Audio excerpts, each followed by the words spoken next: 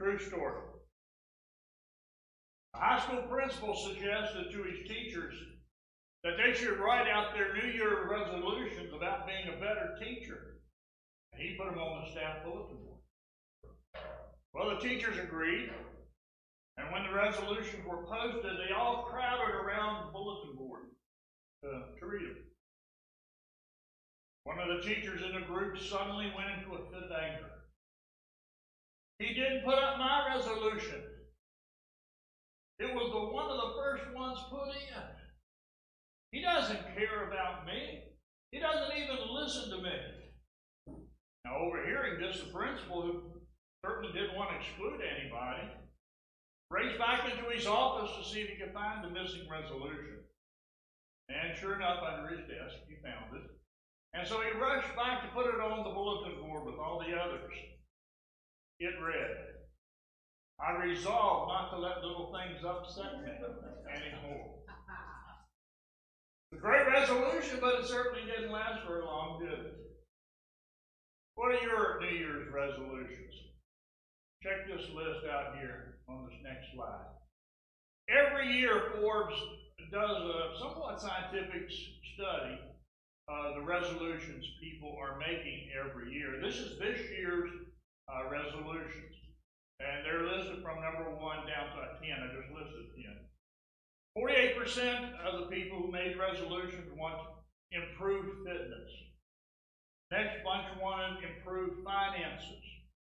And then improved mental health, and lose weight's always there. Improve their diet, healthy diet, that's on there. Make more time for a loved one. Now, I hate to say that, 25%, and he came in number 6 or 7. Been kind of selfish to this point this year. Stop smoking is the next one. Learn a new skill. More time for hobbies. And then work on this balance between having to go to work and having to just free time for yourself. And you look at that and you say, well, there's some good resolutions there, but what about doing a better job at work? It's at the bottom of the list this year. Only 3% of those surveyed said they would rather, or they want to do a better job in their occupation. Fact of the matter is that one thing beat it out. Drink less alcohol. Actually beat out do a better job at work this year. So I think many of these resolutions, although they may be good on the surface and many valid, it's just not quite cutting it. So let's look a little closer. C.S. Lewis said it's never too late for a new dream. Someone else said life is determined more by choices than chances. And I want to say this, and it's kind of a hard way to express it. Right now, who we are, where we are in life, is because of the choices we have made. All of us. And for the most part, right now, who we are, where we are in life, is because we have decided to be here. Right? Now you have two choices.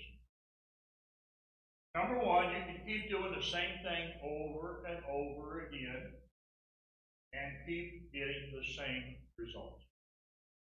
Somebody's on the screen there says, insanity is doing the same thing over and over again.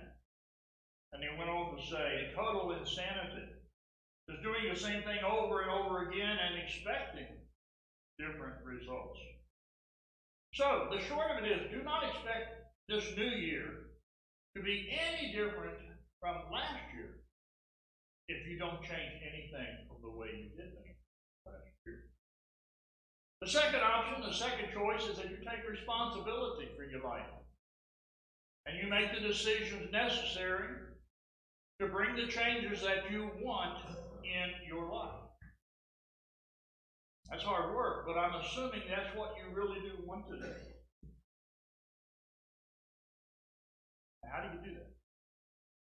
I have 3 pieces of advice that I think will help you immensely. Here's number 1.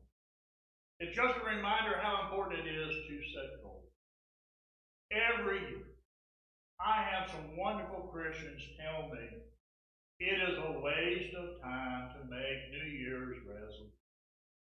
And according to Forbes, that study, they're kind of right, because Forbes discovered that most people's resolutions last 2 months and they're gone. But I just want to say the opposite. Improving your life is a choice you have to make. It doesn't happen automatically. And now is an excellent time to make new choices. You know, everybody. We all need something to aim towards. What does it say? If you aim at nothing, you'll get a remarkable consistency. I like this line from Alice in Wonderland. It's where she stands before the tree with that crazy cat in the tree. And the cat basically just says something to the effect of, if you don't know where you're going, it doesn't really matter which road you take. That's certainly true of life. If you don't have goals for your life, you're going to feel miserable, because you will feel you are just drifting. And while a lot of people love to drift, we'll talk about that in a second, it's not a good feeling, because you feel like just something's not happening. Goal setting is very biblical. Look at this verse. Forgetting what is behind and straining towards what is ahead, I press on towards the goal to win the prize for which God has called me heavenward. So without goals, we just merely exist. And when you fail to plan, you plan to fail. So why don't we do a better job? Why is it that we brush off resolutions? Say, it's not for me. Well, here's some answers. Number 1, most folks don't understand the importance of setting goals. What is not so much important is what you're doing today, but where you are heading tomorrow. And a lot of people, they think that all the great things that happen to other people usually happen through luck. What they call luck is usually the result of good planning on the part of those other people. A lot of folks just don't understand that if you don't have a goal, you don't have a direction. And number 2, a lot of people, again, most of them, have a low self-esteem. They have a low opinion of themselves. They have resigned themselves to where they live in life. Well, this is all there is to life, so I just as well make the best. In fact, psychologists tell us that 2/3 of all Americans have that basic mentality of life. They're satisfied with average.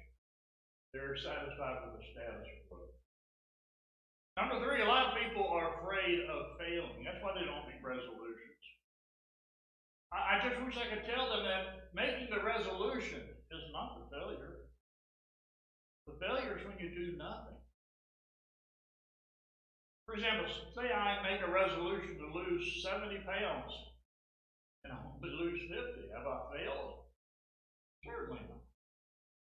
And if I set as a goal to spend 10 hours a week with my children, and if I only make it 6, have I failed? Gracious not. And the last common reason is because, well, we talk about it. The truth is we don't know how to make these resolutions. So we're going to look at that a little bit this morning for a very short time. Big point number 2, how to set goals that's going to make a difference. And first of all, I want to say, think positive. If you keep thinking in negative terms, you're going to get negative terms. Now, I know you may be a negative person. You may love to see the glass half full, but you've got to turn around and look at the positive. From Galatians, a man reaps what he sows. Now, growing up, I always thought and I always heard that this was a negative verse. And it was like, oh, young man, you sow riot and discord, and you're going to reap a harvest of destruction. It constantly somehow directed at me. Truth is, when you read it in your Bible, it's about money. Paul is simply saying that the more you give, the more you get blessed. It's a very positive principle of the Scripture. You get what you sow. You get in return what you put in the ground. Now, right now, you and I, we are the sum total of all our thoughts and actions to this very second of our lives. And yeah, some of it was fantastic. Some of it has been less than fantastic. But we are the sum total. And our future will be determined by everything that happens from the moment you leave this building. Because the past is past, it brought you here, made you who you are, but who you become, where you go, that choice will begin immediately. Now, the second thing I want to say, and I know you've seen this on the internet, I put it into this next slide. You have to learn to make smart goals. I know you know it, but in case you haven't read it or seen it, when you make a goal, it needs, number one, be specific. If I say, oh, I just want to feel better about myself this year. Well, a box of Krispy Kremes will take care of that. That's not a goal. I need to say, well, I need to lose maybe some weight. It needs to be specific. This is what it's going to take for me to feel better. And it's got to be measurable. It's not just like, oh, I really need to lose some weight. Well, you put that value in there, you become measurable. I need to lose 50, 60 pounds at a minimum. And then I have to have an action to do that, because it's not going to just happen because I said it. I want to feel better, so I want to lose some weight. Well, how am I going to do that? Have a plan. I will no longer eat 12 Krispy Kremes a day. I will take it down to 6 Krispy Kremes. But now, is that action going to work? You know anything about nutrition? Probably not. And in fact, it's got to be realistic. All these work together. They're not separate. It's not realistic for me to think I'm going to lose a ton of weight and eat a ton of Krispy Kremes. That's just life. And if I weigh 200 pounds, which I don't, but I'm not going to tell you what to do with it. If I say I'm going to lose 150 pounds, that's not very realistic. Be nothing left of me except for my skeleton. So I got to be real about this and time. I want to lose 50 pounds in the next 30 days. You have to think through these things in every resolution you make. Because if you just say, I want to be more successful in business, you're not going to be more successful in business just because you said that. There's a lot of research, a lot of details on that. And then I want to say this, and this is big point number 3 if you're trying to keep up with me. Write this stuff down. If you write down a New Year's resolution, you will have done what 98% of all Americans have not done this year. That's the percentage. It's real. It's accurate. Only 2% of Americans write down the changes they want for their life in this new year. I like what Solomon says. An intelligent person aims at wise decisions, but a fool starts off in many directions. Now, I hear you already from up here. Well, I don't like to write things down. I'm not good at writing things down. Well, okay, that might be why your goals are not exactly where you want them to be. And maybe you're not committed to anything. Solomon again says we should make our plans, counting on God to direct us. Because if you don't plan it, you will not do it. Now, I got to give you a warning. I got a slide for this too, I think. I'm going to give you some lists in just a second here, but I want you to see these warnings. Number 1, when you fill out this list that we'll talk about, make sure that they are all balanced. You spend all of next year into the finance category and totally neglect the family category, I can guarantee you at the end of the year, you're going to be in for a disaster and big, big trouble. Now, number two, let me say, and make sure you get the most important things. Because you can do good things, and the good things are not ever going to be as good as the best things. Solomon, in very easy to understand words, it's stupid to waste time on useless projects. All right, now just an idea, and again, we can't go into detail because your details are different than mine, and I probably don't want to tell you mine anyway, and you don't want to tell me yours. It's good that we can talk about it at some point, but these are some areas that you have to think about as you come into this new year. And again, as I just said, you can't pick one and run with it. You get all six automatically. And so you got to balance your resolutions out between. Physical. Well, physically, I've already been honest with you. I got to lose weight. I just, feel bad if I don't do that. Maybe you need to get into shape this year. Maybe you need to start an exercise program. I definitely know some of you need to get more sleep. Maybe you need to start jogging. Maybe you need to start going to a doctor. Maybe you need to learn to eat healthy. Learn to play tennis, basketball. I will tell you one of mine. This year is a year that I am going to play for the first time in my life, pickleball. How many people know what pickleball is? Okay. I have not the clue how to play it. I don't know the rules, but that is on my resolution. For you, it might be just take a vacation to Tahiti. I don't know what works for you. That's your physical area, and you got to deal with that.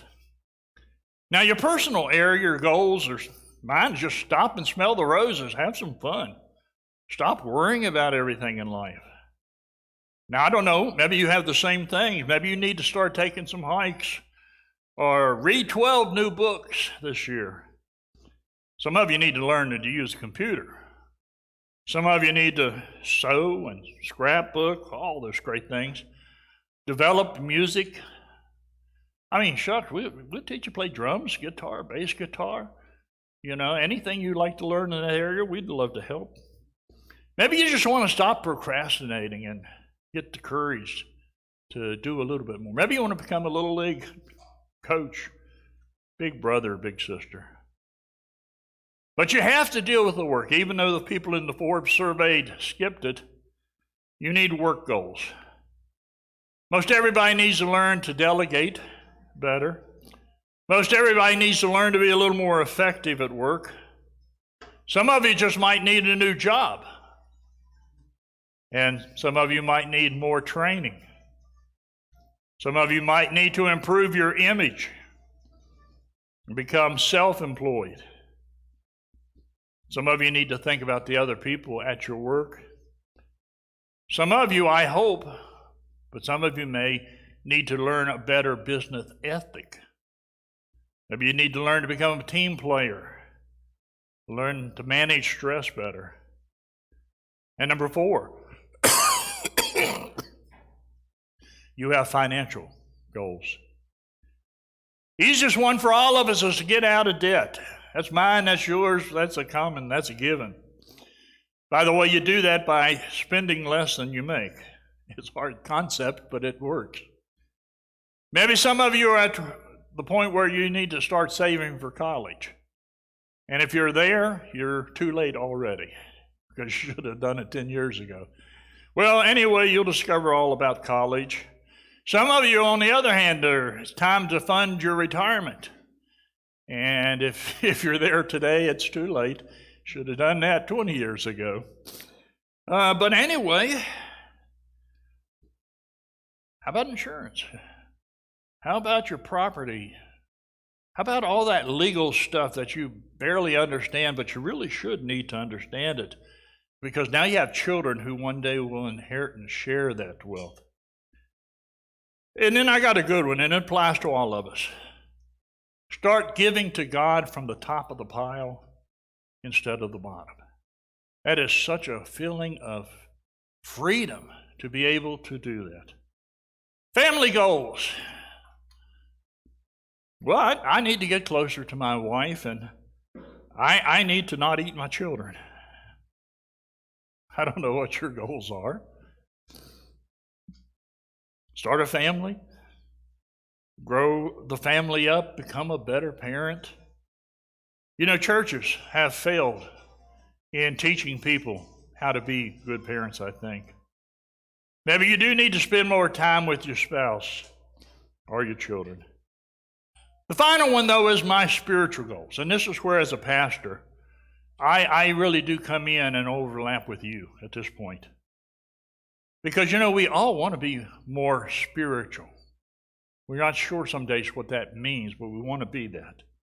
And it might mean for some people showing up at church more often, getting involved in a small group, becoming active in a ministry, developing this quiet time of prayer and study with the God of the universe.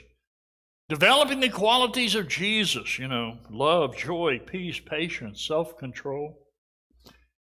I do know this, and I've kind of listed them in order.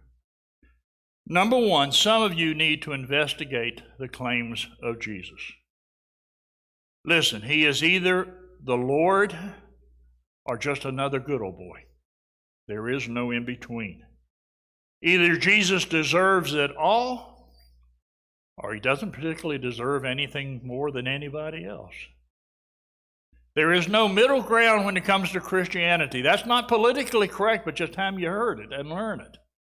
If you're going to follow Jesus, then you have to accept who he is and what he taught and what he requires.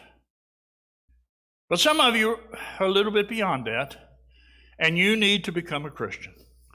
You have read the tracts out there on the Welcome Center about salvation and baptism. Maybe this is a year you need to stop reading tracts and just step across the line and say, I want to be a follower, a believer of Jesus Christ. Now, number three, again, they come in a sort of a list here. Some of you are at the place where you need to become a more active part of this congregation, a more active member. Because you're not going to grow spiritual until you make the commitment to join God's family. There are no Lone Ranger Christians. I thought there were for many, many years, but there are not. You have to commit to the church. You have to pledge yourself to protect it, cherish it, and support it. Now, number four, some of you need, or you're right at the cusp of becoming a stronger Christian. And you do that by developing the habits that really matter. Yeah, I know they're church words, and I know they come from that Bible that hardly ever read, but God wants you to read his word. He wants you to pray. He wants you to give generously. He wants you to be part of a small group. He loves it when you get your life's priority together with his priority. And like I said last Sunday, and confused some of you, it is not about going to church. It has always been about becoming like Jesus. So how are you becoming like Jesus? That is a legitimate goal. Love, joy, peace, patience, self-control. And then number five, some of you, many of you, are actually where you need to find a ministry. Because every Christian has a ministry. A ministry is just where you help somebody else. Just that simple. But you serve God by serving others. This might be the year that all of us need to get off the bench spiritually. You know, we've been sitting along the sidelines. We've been watching other people around us run all the plays for years. But now we have the gifts. But now we have the talents and abilities. And God has given them to us, but he's now expecting us to get into the game with them. As a church, there is no higher calling for us than to be a place where people can truly and honestly meet Jesus. And for that to happen, this place has to be filled with people who already know Jesus. Come on down, praise team.